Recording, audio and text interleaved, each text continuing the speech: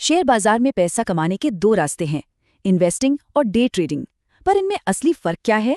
लोग अक्सर इन दोनों को एक ही समझ लेते हैं, पर सच तो ये है कि ये दोनों बिल्कुल अलग हैं। चलिए समझते हैं। तो सबसे पहले बात करते हैं इन्वेस्टिंग की। ये एक मैराथन है, कोई 100 मीटर की रेस नहीं। सीधी बात, इन्वेस्टिंग का मतलब है लंबे समय के लिए पैसा लगाना, सालों या शायद दशकों तक।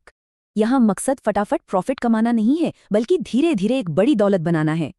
इसके लिए फंडामेंटल एनालिसिस होता है, मतलब कंपनी कितनी मजबूत है ये गहराई से जानना। अब बात करते हैं डे ट्रेडिंग की। ये बिल्कुल उल्टा है, एकदम तेज रफ्तार वाला खेल। इसमें ट्रेडर एक ही दिन में शेयर्स खरीदते और बेचते हैं ताकि छोटे मोटे प्राइस मूवमेंट से फायदा उठा सकें। जैसे सुबह 10 बजे 100 रुपए का शेयर खरीदा और 11 बजे 105 रुपए में बेच दिया, हो गया ना फायदा।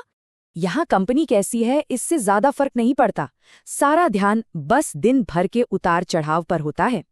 तो अब तक तो आप समझ ही गए होंगे। चलिए इन दोनों के बीच के सबसे बड़े फर्क को देख लेते हैं। देखिए, टाइम होराइजन, लक्ष्य और एनालिसिस। इन्वेस्टिंग और डे ट्रेडिंग में ये तीनों चीजें एकदम अलग हैं, पर एक चीज है जो दोनों में कॉमन है, और वो है रिस्क। देखिए, स्टॉक मार्केट अपने आप में रिस्की नहीं है। रिस्क तब है जब बिना सीखे कोई इसमें उतर जाए। अगर आपके पास कोई रिस्क मैनेजमेंट प्लान नहीं है ना, तो चाहे इन्वेस्टिंग हो या ट्रेडिंग, वो जुआ ही है। इसे जुए से अलग क्या बनाता है? स्किल, लॉजिक और सबसे जरूरी, रिस्क को मैनेज करने का प्लान।